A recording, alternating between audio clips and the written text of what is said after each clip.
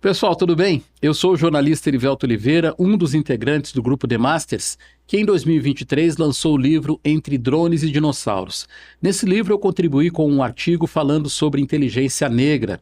Agora nós estamos no podcast do segundo livro Entre Drones e Dinossauros, com novos artigos, novos autores, mas eu estou aqui hoje com o Joaquim Presas, que escreveu mais um artigo, nesse novo livro, juntamente com a esposa Patrícia Piana Presas, e o assunto é branding digital e a geração alfa. Isso aí é um assunto para muita conversa, mas a gente vai ter aqui só 15 minutos nesse podcast e depois você pode checar no livro o que mais o Joaquim vai falar.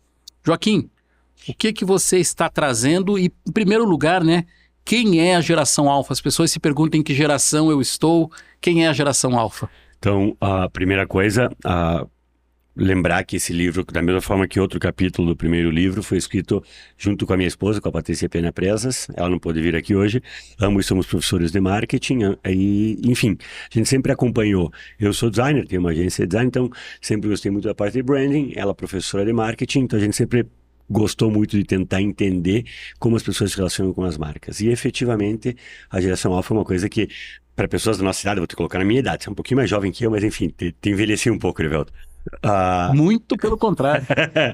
É muito desafiador e é instigante para quem gosta de tentar entender um pouco desses conflitos geracionais, pensar sobre elas. A gente teve os baby boomers, daí depois a gente teve os X, os Y e os Z, e agora estamos com a geração alfa. É difícil cravar o ano certo, mas assim, os maiores consensos orbitam entre nascidos a partir de 2005, 2010, 2015, né? O consenso é que a geração alfa ainda está nascendo. Basicamente, acho que, assim, como principal característica, a geração Z já foi uma geração que adotou de forma bem prematura a digitalização, né?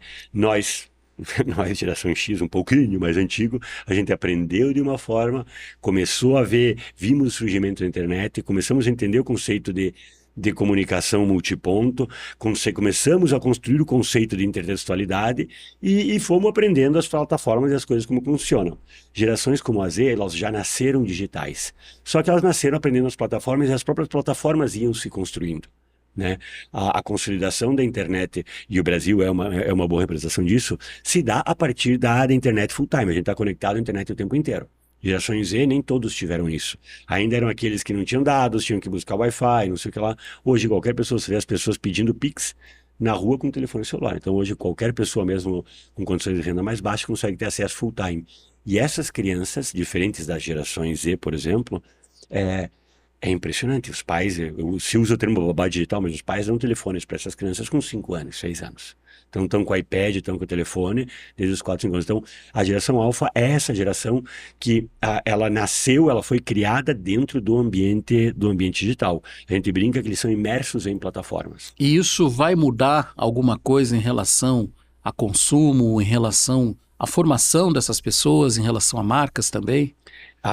Com certeza vai mudar. Não sabemos ainda, eu acho que ninguém sabe. Se alguém falar que sabe exatamente o que vai acontecer, tá mentindo. Assim, a gente já consegue identificar várias mudanças de comportamento, principalmente se a gente trouxer para a nossa área de marketing, comunicação, design, né? Tentando trazer um pouco para relacionamento com marcas, por exemplo. Esse pessoal, eles nascem imersos em plataformas, né? Você, para se eleger, você na televisão antes, da mesma forma que eu como agência, tivemos que entender o conceito do algoritmo. A gente tentava entender, produzia texto para ranqueamento orgânico para sites dos meus clientes, que a gente escrevia uma coisa e depois tinha que tentar adaptar para o algoritmo compreender, né? A gente queria postar uma coisa, mas para ter alcance precisava se adequar às regras do algoritmo. A gente aprendeu a lidar com algoritmos. Eles nasceram sabendo que eles são algoritmos e é muito engraçado, eles aceitam que a vida deles seja premiada pelo algoritmo. Então, a gente tem, nem sempre a gente lembra, mas a gente tem clareza que o que a gente vê na internet, que o que você vê nas redes sociais, é uma fração do que está acontecendo, porque assim, tem um filtro, que é o que o algoritmo acha que você quer ver, e ele vai te dar o que você viu lá atrás, que te deixa tranquilo. Essas pessoas, isso já foi provado, elas têm muita dificuldade em entender que o mundo é um pouco maior do que simplesmente o que eles veem. Em tempos de eleição agora, é bem visível isso. Mas a internet só fala disso.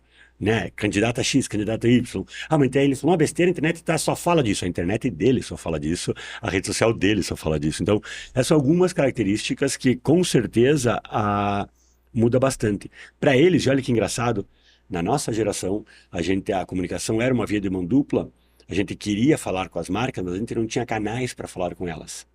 Quem veio depois da gente, cara, só absorvia e ignorava, não se dava o trabalho de tentar retornar. Como eles estão imersos nessas plataformas, e essas plataformas são muito mais interativas, eles falam com marcas. Só que é muito engraçado, eles falam de uma forma que as marcas estão tendo dificuldade para entender, porque eu pesquisava, eu lia, ou até usava aquele produto, ou comia aquele produto, para depois saber ou falar sobre aquela marca. Esse pessoal, metade das vezes, ele nunca usou aquela marca, mas algum influenciador fez algum comentário, algum colega fez algum comentário, e eles falam com uma assertividade e uma autoridade que parece que eles sabem como estão falando, entendeu? E eles falam em canais aleatórios e as marcas têm que se virar para tentar entender que aquilo, uma conversa que se iniciou, eles têm que continuar. O branding também tem que mudar, então. Completamente, completamente. A gente já vinha usando o termo branding digital, sei lá, a coisa de 5, 7, 8 anos, a gente já tinha percebido muitas dificuldades na migração do branding tradicional. O branding, basicamente, é o processo de gestão da marca. Então, como a gente quer conduzir essa marca para que ela consiga se fixar e se consolidar na mente dos consumidores. A gente fazia isso antigamente pela gestão de diversos pontos de contato. A embalagem, o caminhão, o uniforme do repositor, a loja, o evento que ele fez, o patrocínio que ele fez. E esses pontos físicos nos permitiam construir experiências de forma relativamente bem controlada.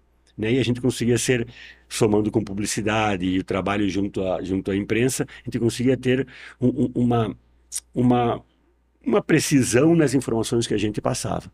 A partir do momento que as interações deixam de acontecer em locais onde a gente tem gestão, num ponto de venda, por mais difícil que eu seja, eu consigo chegar no caso do mercado e dizer, cara, eu te dou um descontinho, mas se me dá uma prateleira, se me dá um espacinho para fazer um quiosque, se me deixa colocar essa testeira, tá? Num evento eu tenho total controle do que eu tenho para fazer.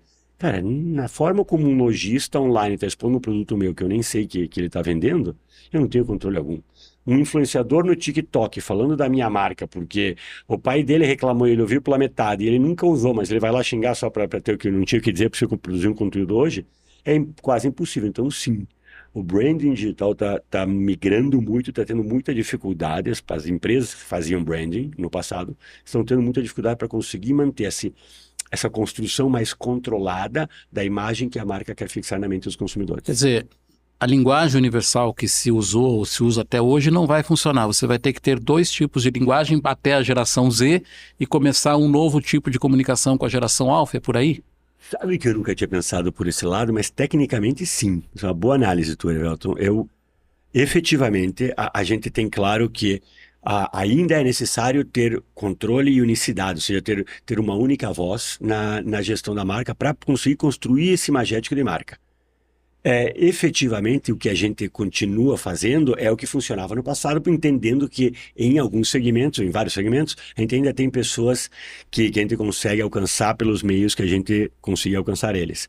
Agora, e aí por isso que eu falei que é interessante do teu ponto de vista, estamos sim constantemente, nos últimos 4, 5 anos na minha empresa, que é uma empresa de marketing digital, tentando encontrar caminhos de construir novas conexões com essas pessoas. E efetivamente é uma coisa que para mim, meu mestrado e meu doutorado são na área de branding. Sou professor universitário, como você também. Então, se algum aluno meu me ouvisse falar 7, 8 anos atrás, provavelmente iria me criticar, porque efetivamente eu tenho narrativas e tom de voz que alguns clientes meus usam nas redes sociais, por exemplo, que não tem absolutamente nada a ver com o que a gente usava no passado para eles. Eu tenho clientes de 10, 12, 15 anos que a gente trabalha, e, cara, é impressionante. Eu me assusto, às vezes eu fico olhando, será que isso vai dar certo? Digo, mas vamos por esse caminho. A gente tem um tom de voz para falar com algumas pessoas, e nas redes sociais a gente adota um tom de voz completamente diferente daquele outro. Para um especialista antigo em branding, isso é quase uma esquizofrenia, digamos assim, isso é ser esquizofrênico. Mas basicamente é o que você falou. Hoje temos 2 caminhos que tem que andar em paralelo com algum contato entre eles. Nichar a publicidade, né? Algo por aí. Mais ou menos isso. Agora, quando a gente vai falar em contar uma história, né? Vamos usar aí o storytelling. O storytelling para a geração alfa também é diferente? Porque antes de você responder essa pergunta até, a geração Z, o pessoal que nasceu no comecinho desse século, finalzinho do século passado, me parece mais conservadora, apesar de alguns hábitos serem bem moderninhos, mas me parece mais conservadora de ideias, de pensamento e tudo mais. A geração alfa me parece que vai ser ainda mais conservadora. Então, como é que fica essa questão, principalmente quando você vai querer, como a gente falou, conversar com essa geração, usando ferramentas novas, mas para falar com o pessoal que tem um pensamento mais antigo? Na realidade, isso é uma boa observação tua. Não diria um pensamento antigo. Para eles... Conservador. Para a gente é conservador. Exatamente. Se a gente falar isso perto deles, que vamos tomar um xingo, cara. Se meu sobrinho... Ninguém ouviu isso, tá? Se meu sobrinho de 13 anos me escuta dizer que ele tem pensamento antigo, eu já fiz isso. Falei, cara, você é mais velho que teus pais. Nossa, mas fui criticado. Mas enfim, efetivamente sim. Eles têm... E é muito engraçado, porque na nossa época... Os pais das meninas de 12, 14 anos seguravam elas correndo em casa, tipo, não deixavam elas sair com a gente para as festinhas de garagem, porque tinham medo que alguma coisa acontecesse. Hoje voltou, sei lá, é muito engraçado. Parece que avançou 3, 4, 5 anos, por exemplo, vou usar um termo assim, não sei se é maturidade sexual, mas a coisa do namoro, que com a gente com 12, 13, 14 anos já acontecia, isso hoje com 12, 13 anos eles não falam. As meninas ainda são um pouco mais avançadinhas que os homens, mas os homens dessa idade, cara, eles parecem que estão brincando Playmobil ainda. É impressionante quanto mais distantes, assim, mais próximos do que eram nossos pais, eles ficaram, vamos dizer assim. Só que a gente está falando de 3 gerações no meio do caminho. Mas enfim, e isso ajuda de certa forma até a explicar a história que você falou do storytelling, da narrativa. No marketing a gente fala de storytelling, sei lá, coisa de 10, 12, 15 anos que a gente fala disso. Esses conceitos no início dos anos 2000, finzinho dos anos 2010, cara, meio que redesenharam a forma como a publicidade se construía. Antigamente, antes da coisa digital, as marcas cravavam sua história e tentavam fixar e empurrar isso goela abaixo nas pessoas. A partir do início da digitalização e do início dessas conversas entre marcas e empresas, as marcas tinham que começar a ter uma narrativa mais elaborada e que, acima de tudo, pudesse ser preenchida e se conectar com a história das pessoas. Então, a gente fala uma história um pouco mais aberta, que vai sendo construída à medida que a gente vai contando, né? E a gente achava... Eu escrevi isso na minha tese de doutorado 7 anos atrás, eu olhei aquilo, dou risada, mandei esse tempo atrás para minha orientadora. A gente achava que isso, com essa geração nova, isso ia morrer. Porque a gente achava que eles seriam muito desconectados das marcas. Efetivamente, eles não têm muita conexão com marca, mas eles têm muita conexão com interações, eles têm muita conexão com inspirações. Eles acham, uma coisa que tinha na geração Z, aquele sentimento de que eu vou mudar o mundo, sabe? Eu posso fazer um mundo melhor. Esse pessoal, eles têm muito mais forte. Eles realmente parecem de se conectar com pessoas que mostrem propósito. Eu brinco. E parece que eles procuram qual é o propósito dele, ou em outras pessoas, em outras marcas, digamos assim. Então, por incrível que pareça, com esta geração, o conceito de storytelling ganha muito mais vida, porque para conseguir construir conexões no ambiente digital, é um ambiente extremamente fragmentado. Então, eu não consigo contar uma história, que nem eu estou falando agora, a gente vai falar 15 minutos sobre um assunto. São frações, são fragmentos de notícias que a gente tem que ir passando, só que alguém tem que construir uma narrativa prévia para que eles consigam se conectar. E a gente tem que fazer isso entendendo que eles vão ouvir parcelas e vão construir o resto, o entorno ao redor. Então, efetivamente, é uma geração, sim, mais conservadora, é uma geração que busca propósitos e justificativas para poder se inspirar naquela pessoa ou naquela marca. E uma narrativa que tente passar toda aquela história, 15 anos de história tem que ser passada em um videozinho do TikTok, digamos assim, ou em 2 vídeos do TikTok. E hoje dizem que essa geração, se a geração Z ficou na casa dos pais até os 30, talvez essa fique até, embora ainda não tenham chegado nessa idade, mas talvez fique até os 35, aos 40 anos na casa dos pais, talvez nem se mude. Essa geração também, pelo que eu já li, não se interessa muito, não que não tenha as pessoas que gostem de carro, mas não quer ter o carro próprio, prefere andar de Uber ou andar de bicicleta. Quer dizer, alguns hábitos muito diferentes e a publicidade está aí, né? A publicidade vai continuar vendendo para essas pessoas a bicicleta ou o bem-estar que ela quer, talvez até isso mude para você poder atender essa geração. Com certeza vai mudar, com certeza vai mudar. Eu trabalho, a gente tem uma agência de marketing digital, então, para algumas áreas do marketing digital, a gente trabalha com pessoas de 21, 22, 23 anos. Você falou de rede social, a gente fala de design. Eu tenho uma menina de 25, 26 anos, que assim, ela é a única abaixo de 25 que ainda sonha ter um carro. Não diz, é um sonho, mas assim, não é um sonho que, não era que nem eu, o cara, sabe, eu quero trabalhar para ter meu carro, para poder ir e vir. Os outros 5, 6 pessoas da parte de design, cara, não estão nem aí para carro. Eu acabei de mudar o escritório, estava no escritório que o estacionamento era bem baratinho. Aí no centro o estacionamento é um pouco mais caro. Eu falei, pessoal, só temos um problema, o estacionamento aqui é mais caro. Cara, 2 velhos, um de 35 e outro de 40, que foi o diretor, falou, porra, que saco, não sei o que lá. Cara, o resto do pessoal falou, tá, e daí qual o problema? Eu digo, não, mas se algum dia vocês quiserem ter carro, que carro, Joaquim, que coisa de modê, existe aplicativo. Então para eles, o sentimento de propriedade é muito engraçado, a história, até a coisa da casa própria. E aí eu fico fazendo estudos com eles. A gente foi criado, não sei você, mas eu fui criado que assim, você tem que ter tua casa, você tem que comprar tua casa. Porque você tem tua casa, você tá seguro, sabe? Nada, para eles. Cara, poder alugar e ficar 6 meses num lugar, e agora sim, eles moram de Airbnb, que o conceito de Airbnb era uma hospedagem temporária, talvez às vezes um pouco mais do que um hotel, né, sabe? Mais do que 2, 3 dias, seria uma semana. Cara, dos meus tem 2 que moram de Airbnb, eles negociam um prazo maior, eles ficam 4 meses morando ali, eles acham o máximo poder ficar 3 meses numa casa e depois mudar para outro lugar, mudar para outro lugar e mudar. É uma coisa tão insólita, como é que você construir memórias, como é que você construir... Eu brinco no meu cantinho, sabe, minha caverna, então... É uma forma de pensar completamente... Isso a publicidade tem estudado muito. O sentido e o desejo de propriedade deles é incrivelmente diferente do nosso conceito, entendeu? A gente foi criado entendendo que acumular riqueza era algo relevante. Cara, para eles, se eles conseguem viver hoje, cara, e conseguem com isso ir no show do Bruno Mars, velho... Toda a vida dele tá tudo feito, exatamente. Ele ficou feliz 3 meses porque ele conseguiu ir no show do Bruno Mars. Então, pô, mas você mora longe para ideia. Mas enfim, cito um exemplo. Um cara que trabalha com a gente morava no centro, tipo no bairro central. Ele se mudou a coisa de 4, 5 meses, cara, porque tem 2 shows que ele queria ver. Um era Bruno Mars e outro não lembro qual que era.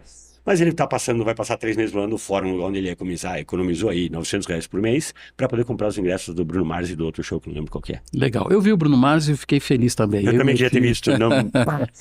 Queria ter visto, não consegui. Então tá bom, olha pessoal, se vocês gostaram das dicas do Joaquim e quiserem saber um pouquinho mais, entra lá no site www.loja.demasters.com.br e faça a encomenda do seu livro Entre Drones e Dinossauros 2. Temos também o 1 na loja, não tem número evidentemente porque foi o primeiro, e me ouvi dizer que talvez seja uma trilogia, mas enfim...